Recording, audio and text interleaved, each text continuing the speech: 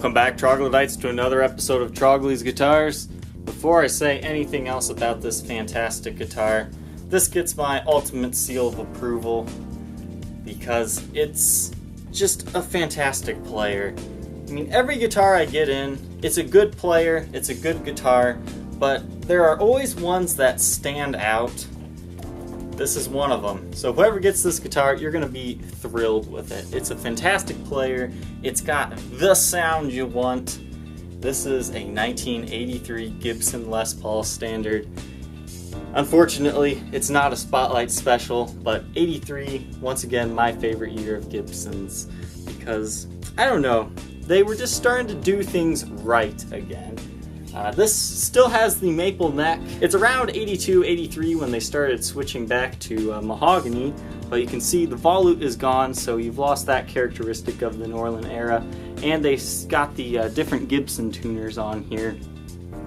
But overall, this is a fantastic guitar. It's all original and in really good shape. There's only a few things that we're going to really have to go over on this guitar, so let's get on down to it. The face of the headstock is in pretty good shape. It does show quite a bit of wear. This is probably the most concentrated area of wear on this guitar. This isn't dust right here. That's actually some scratching, probably from a string, doing a string change. And you can see around the washers of the tuners, you can see that the finish over the years of them being there has started to peel up a little bit here. And in other spots, it's already chipped off. So you can see how yellowed the lacquer actually is on the headstock, but once that chips, what you're left with is something very similar to this bottom one right here. It just looks black, you just don't have a lacquer over top of it. Very common with these tuners and with a lot of other tuners. But you can see a beautiful golden Gibson logo there. I mean, this has like the perfect amount of wear. I mean, I personally don't like it when the bubble lacquer happens, but you just kind of got to live with it. I can say playing this guitar, you don't pay attention to this garbage up here. This is a fantastic player. This one just has like that perfect setup. It's got the original nut, original frets, which just show very minor wear. Nice rosewood fretboard, nice and dark. I oiled it up. This is just a fantastic player. Nice low action, up and down the neck. It plays fantastic. So 1983, Tim Shaw pickups. That's what you want. You want the original pickups in these early 80s Les Pauls. If they don't have it, that doesn't mean don't buy it. It's just this is what you really want. So original Tim Shaw's date stamped to 83. You have your original Nashville bridge and tailpiece. Three-way toggle switch, independent volume and tones for each. And when I first got this guitar, I mean, take a look at these things. I was like, they said it was all original. Come on, those are replaced knobs. Throw them under blacklight? Nope, they are original. I've never seen the golden speed knobs not age. But are you seeing what I'm seeing there? That is insane flame. This is a two-piece top. It's kind of when they started doing this again. And there's so much flame on this guitar. Now, it's not a flame top, but it's got those little characteristics here and there. Like this piece, you've got some decent movement. I mean, it's not always present, but at every angle, there's at least a little something to catch your eye here. We'll take a look at the middle now. I mean, I just love the control side. It's beautiful, wide flame. I wish it had all this flame. But with all beautiful guitars, there's got to be some bruises. And unfortunately, there's a huge ding right here. It's kind of like a giant pimple on your face. Because when you're looking down, you do see it. It is very present looking down. It looks like somebody took a big gouge out of your guitar. But it is there, and that is the worst of this guitar. And I just kind of want to show it a little bit better because it kind of cracked the binding a little bit. Like, not that it's going to fall off, but that was a pretty hard ding there. But just look at that flame from this angle. So this one is definitely in a lot better shape than that last natural, broken, beaten, scarred one that I did a couple weeks ago. Original pick guard. I mean, overall, it's in good shape. You've got some light picking wear, but the worst of it is definitely that huge ding on the binding. You can see there's kind of a ding right there as well. And kind of an impression indentation right there. but you really don't see that one too much. Once again, this is the big eye catcher right here. But beautiful top. You can't ask for a nicer natural finished one. This is actually antique natural, not just natural. Onto the back of the headstock. I know in other videos I've doubted these tuners. I say they look ugly. I'll still stand by that. I prefer the earlier Schaller made ones that have the mounting screw right here. I think they look a little more professional and just really encapsulate what the era is all about. And this is kind of more of a Grover style. I forget, these might be Godo tuners. I don't remember who originally makes these, but they are the original ones. They do say Gibson on them. But you know, all the mean things I've said, these things are fantastic. I've been having some tuning stability issues on a lot of guitars lately. I know I've been getting a lot of comments saying, tune your dang guitar, and it's like, well, I wish I could tell you how many times I do tune those guitars, and they just come out of tune, because I have to fight with putting brand new strings on, making sure they get stretched, and then demoing them within 30 minutes of that. So sometimes I'm sorry if the tuning in my demos do come off. I do try my best to get it in tune. But serial number 81243529, made in USA. Once again, you still have 3-piece maple neck, so super strong. The truss rod it's like brand new. It turns so easily. I don't think it ever had to have been adjusted, because maple necks are known for just, you know, staying in place. And the neck profile of this thing is perfect. It's that perfect blend between a 50s and 60s. I think this is what they call the rounded 59. I mean, it's not huge. It's not 100% pencil thin either. It's just the perfect marriage. This is the perfect neck profile for me. But you don't have any major nicks or dings on the neck here. You can see beautiful figuring to the wood. It looks like maybe a little bit stand rash right there, but beautiful 3 pieces of maple. Kind of shine it in the light again here. And this is a fantastic example. I'm in love with this guitar. Back of the guitar does exhibit some light wear and tear and some dings. We'll kind of go over it here. Kind of in the middle here.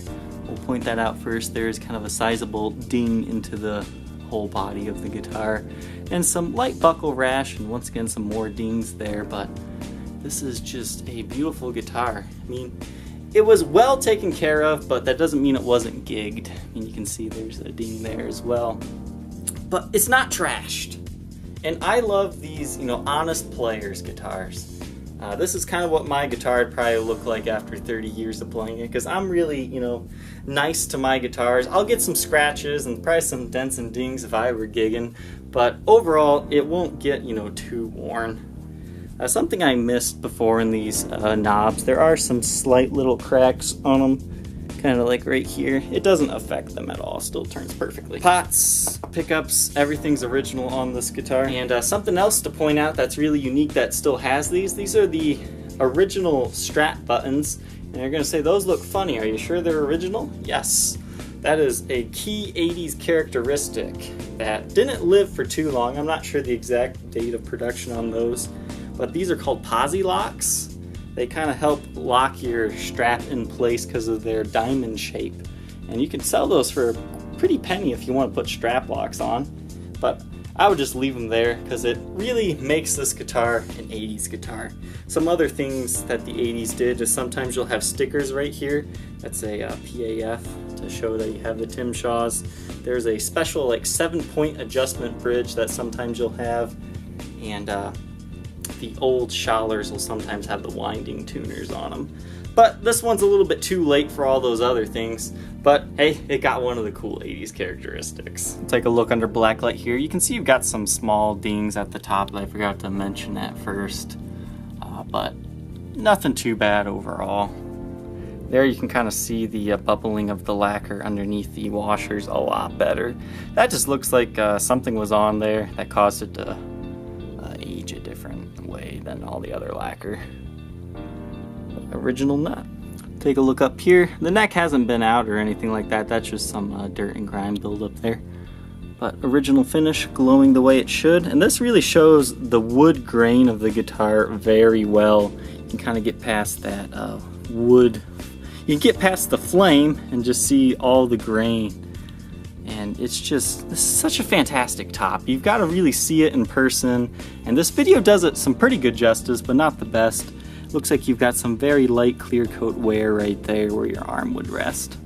Those 3 dots you're seeing there, I think they can be cleaned off. I just ran my fingernail against them. It's just some dirt and grime there. Original tuners. I forgot to mention that the G-string tuner was really bent when I got it. I bent it back into shape. It's still a little bit off, but you don't really notice it too much anymore. But once again, no volute, no breaks, cracks, or major nicks or dings in the neck. I mean, you'll find a few small impressions. And once again, right there, that looks like some very mild stand rash. But it's just kind of a freckle, so it's not too bad on this example. Back at the guitar, beautiful wood grain once again. Some nicks and dings into the body, but overall, no breaks, cracks, or repairs on this one. I wish I still had that broken, beaten, scarred one. There's that ding. Because we could do a comparison video of, does the guitar sound better after it's repaired? But nope, don't have it. Sent that one back to the people that have it. This one weighs 10 pounds, 4.2 ounces, which is about average for this era. This natural beauty comes in her original Gibson Generation 3 chainsaw case. This case is in pretty good shape. You've got some light wear and tear here and there, some dust from going to gigs and whatnot, but overall, great shape. All 3 latches are still functioning and present. You got a great built-in handle. You've got some scratches on the Gibson logo, but hey, at least you still have that plate because those fall off all the time. The interior is a beautiful brown color here, and it's housed the guitar forever. Well, forever as far as it's been alive anyways. But these are great cases. I prefer the Gen 1s and 2s over these because if you're housing an entire collection, you can see this is a fairly bulky case. The Gen 1s and Gen 2s are about half the size. But if this is like your one player guitar, there's nothing wrong with Gen 3s. It's just, it's hard to, you know, have 20 of these in a room unless you have a huge warehouse to store your collection. For the clean tones, we'll be running through a Gibson Super Gold Tone GA30RV. For distorted tones, we'll be running through a Marshall JMP1C.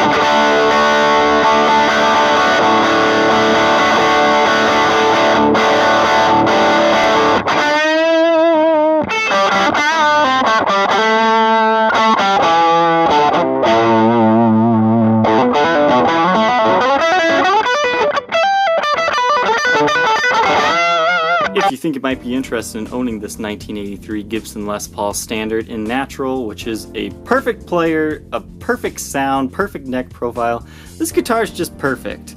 Let's face it, everybody wants to buy this, so everybody contact me on my Facebook page, facebook.com/Troglys, Trogoys, or check out the eBay and Reverb listings. Alright, Troglodytes, I hope you enjoyed. Please leave a like, comment, and subscribe. It helps my channel grow, and it helps me find new followers. Alright, take care, guys.